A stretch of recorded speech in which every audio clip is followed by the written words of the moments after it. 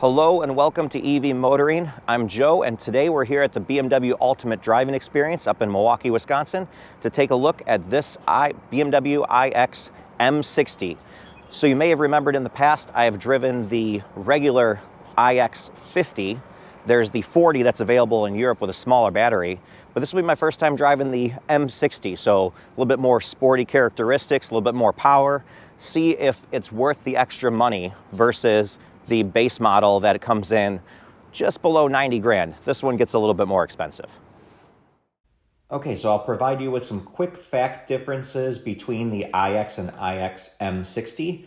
I have a full review coming out in a couple weeks comparing the iX50 to the X5. So what do you get for the extra almost $22,000 to step up to the M60? Well, horsepower is bumped to 610 horsepower and 811 foot-pounds of torque. That's increases of 94 horsepower and 247 torque respectively. So obviously a great increase in performance there, as well as bringing the 0 to 60 time down to 3.3 seconds. So now let's hop in and take it for a spin and see how that performance translates behind the wheel. Just hopped inside the BMW iX M60. First thing you will notice is I adjusted my seat here with the crystal seat controllers here on the door. You can see the start, stop, gear shifter, and iDrive controller and volume knob are all crystal, as they are in a lot of other BMWs.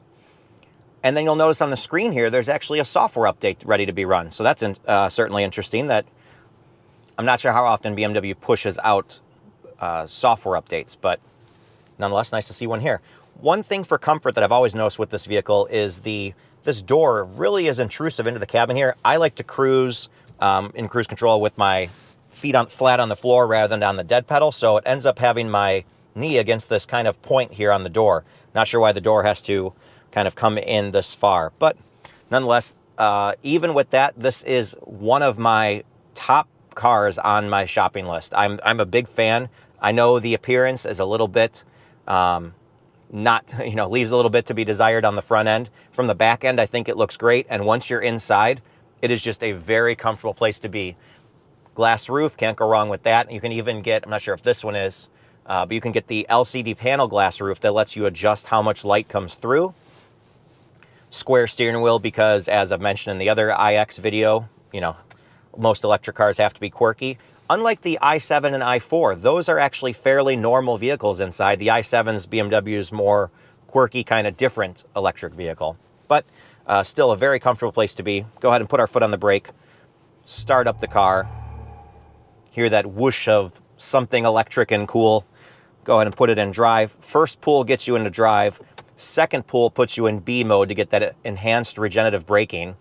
One thing I noticed earlier when I was driving an i7, when I put the car in reverse, you get this great, camera and sensors and everything. Well, now when you go and put the car back in drive, it goes into drive. It doesn't default back to B mode, even though that's what I was in. So I wish they would have, programmed some way in here, and I'm sure it's easy to do with a software update, to just let me default to B mode if that's what I want to do, or especially if I was in B mode, put the car in reverse, and now subsequently pulled it back to go to drive/B mode, it should default back to the mode that I was driving in, because otherwise when you put it in drive, the car will easily roll forward. In B mode, that regenerative braking is going to hold it in place a little better. So you don't want to have any sort of sudden car movement that you weren't expecting, obviously, especially in a parking lot or three-point turn kind of where you're quickly shifting back and forth between reverse and drive. But we'll run out here. It's the same route if you've seen the other videos from up here at the Wisconsin Fairgrounds at the BMW driving experience. It's the same route. So I'm going to run out here, hop on the highway, and then we'll do some city streets to compare, see how the suspension is. Initially, despite this being the M model, incredibly soft, mushy suspension. What I do notice, though, is the pedal is ultra responsive. It's actually hard from a stop sign to get a nice slow roll forward. It's almost like every little touch, I'm getting like a little bit of a, it'll take some getting used to. That's the moral of the story there. It's quite urgent on the throttle to deliver the performance, which I'm excited to do once I turn here and merge on the highway. So once I go ahead and merge on, I'll shut up so you can hear the pumped in engine noise. Like it or not, you certainly can go adjust it. So it's always nice to have features like this that you can turn on and off. I'd rather have the option for engine noise, and then if I don't like it, turn it off, than not have it at all or have it stuck all the time. Every time I keep talking with my hands, the radio thinks I'm trying to do something. So here we go. Let's give it a squirt of electrons. That is quite impressive. Certainly threw me back in my seat. You know, way more performance than I experienced in the i4 or i7, at least in the models that I drove.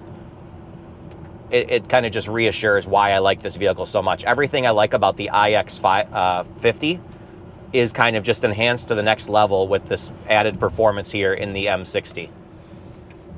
Not to mention, I love the appearance. When you get an M model, the appearance is just, you know, that appearance package, getting the better rims, really takes it to the next level. Suspension, some of these bumps in the highway are coming through to the cabin a little more than I would be expecting them to. So that's kind of certainly goes with the stiffer suspension here. But outside of that, very compliant ride, still relatively bank vaulty. It is a big, heavy vehicle. I certainly could drive this for hours on end on a road trip with the charging curve. You know, you can certainly charge or hop very well. You know, as fast as you can plug in and run to the restroom, the car is going to pretty much be ready to go to the next stop. For me, very usable in my use in my car situation. Road tripping is very important to me because I do so many road trips, and the iX, that's why it's so high on my shopping list. That and it's just genuinely a very nice place to be, and this open cabin feel, where almost like a, you know, I hate to say minivan, but that's what it reminds me of, where the floor is open here. The Hyundai Ioniq 5 also does a great job of this, of having that open floor space there. I wish there was a little ridge, just because if something was on the, say a water bottle was on the passenger side, that could roll over to the driver's side. So I wish there was a little bit more level of protection there. Other than that, it's still just a very nice place to be. And of course, the Bowers & Wilkins speaker system, you know what that's like. So we're gonna go ahead and get back on the highway here and give it a little bit more electrons. Cornering in here a little bit of body roll, that's due to all the weight, but it does hold itself a little bit better than the iX50 does. Certainly get a little bit more flat cornering if you're taking an on-ramp faster than you should. Gonna go about a mile down here on the highway. We'll shoot off on the city streets and compare, you know, see how it handles some of those more aggressive pavement imperfections. I suspect it'll do pretty well. Also, you may have heard a Harley just go by. Road noise is quite good in here. Some noise does come through, but certainly better than, you know, 90% of vehicles out there on the road. It does a great job of, when you hit a bump, that there's not too much suspension noise that comes through. When other vehicles are going by, you know, I just passed a semi-truck, didn't even hear the thing. It's incredibly good at, or, you know, only minor heard that the truck was there. In B mode, similar to, you know, my Tesla Model 3 or other electric vehicles I've owned, a very nice calibrated deceleration.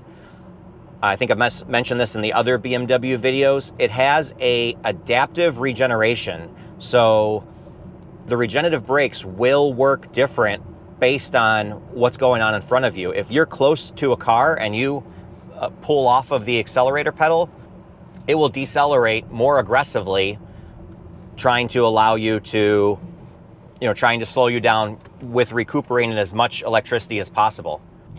Again, cornering is so good. This route's a little bit different since I missed an exit, so I get a little bit more time behind the wheel. So, but every time I drive the iX, it kind of reassures why I would be so happy to have it in the garage. You know, honestly, the only most difficult part of owning it is having to deal with the CCS network. But as Tesla's opening up their supercharging network, that kind of fixes the biggest flaw that's around in the electric charging. So I think the hardest part for me would be deciding, would I want to take that little bit of a hit to range just to gain this performance and, you know, the little extra niceties everywhere that make it an M car. not a true M car, but, you know, at least an M appearance package with some better brakes, better performance, kind of like going from, you know, don't think of it as the MX, think of it as going from the 330i to the M340, right? You're just stepping up performance a little bit, not going to anything completely crazy, but still a very usable car. Not sure if the camera is catching it well, but if I swipe here, you can see the darkness of the sunroof changing. So I wasn't sure when I first got in the vehicle if it had that feature. Obviously just an awesome feature, because you get the best of both worlds rather than, you know, some vehicles unfortunately have a glass roof with no sunshade. I think that's a terrible idea. And then of course, when you just have a steel roof, that's kind of boring, and I wish I had a little bit of light that could come through. This really, you know, is the best of both worlds. And rather than having the sunshade that rolls, you essentially get that full sun protection with it in the dark mode. And then you can, with a swipe of a finger up here, adjust it to let all the light through. It's a really nice feature. Porsche, I know, puts it in the Taycan Cross Turismo GTS, I believe it is, or no, the Taycan Sport Turismo. That's kind of the in-between, where it has the Taycan suspension height with the Cross Turismo body on top. Kind of, in my opinion, the sweet spot of all the Taycans. You get that station wagon usability with the Taycan performance and handling. So, not to sidetrack too much there, but that's the first time I had seen this kind of adjustable glass roof, and now BMW has it here in the iX, which I've seen it before. This is the first time I think I've used it outside. I've been at the auto show where they kind of just turn it on and off indoors, but it's the coolest thing is if you can see it. You know, they say don't stare at the sun, but look at the sun when the switch is flipped on and off. It's literally full light coming through to then almost, I don't know, it's a very weird how it makes the sun just like look like a little dot in the sky, almost like a polarized sunglasses would do. So kind of wrapping up the drive here, you know, as I mentioned in the full comparison video I did between the iX50 to the X5, it's hard to beat all of the boxes that this checks when you have this much power and it's instant. You know, again, from a stop, being able to just, as fast as I can put my foot down, you get that instant takeoff. Really great. And then the regenerative braking makes it super easy to drive around town. I've used this, you know, I've been driving electric cars for years now. If you're new to the channel, be sure to check out some of the other videos. Review all sorts of cars out there, not just Teslas. Do quite a few different ones. I'm not sure what you're missing here going with the iX versus the X5. I think the X5 looks better, no question. But outside of that, which can be an important factor, and of course looks are subjective, the iX really checks all the boxes for me. I think it's just an outstanding vehicle, and I think BMW really kind of hit this one out of the park with giving it that killer charging and just making it a great car to daily drive, you know. So I just got done driving the BMW iX M60. Hard to argue with the performance of this vehicle. Certainly a big boost over the base iX50. Sorry, all these numbers and letters get confusing when you're going through the BMW line. If you want to see a video where I compared the iX50 versus the X5, I've done one of those already, so be sure to check that out. And so I didn't have the need to really compare this here to the X5 just because we've already kind of driven that. This was just to more or less see what do you get with the added cost to jump into the M60. And obviously it's a lot. You get the better brakes, you get the better styling, and you get the better performance. So I'd love to hear what your thoughts are. Do you think the M60 is worth it? Do you think the regular iX is more than adequate? Or would you just buy yourself an X5 and electric's not for you? Love to hear that all down below in the comments. So with that, if you found this content helpful, please do like and subscribe. Helps us reach more people and helps the video get out there in the YouTube algorithm. And take care until next time.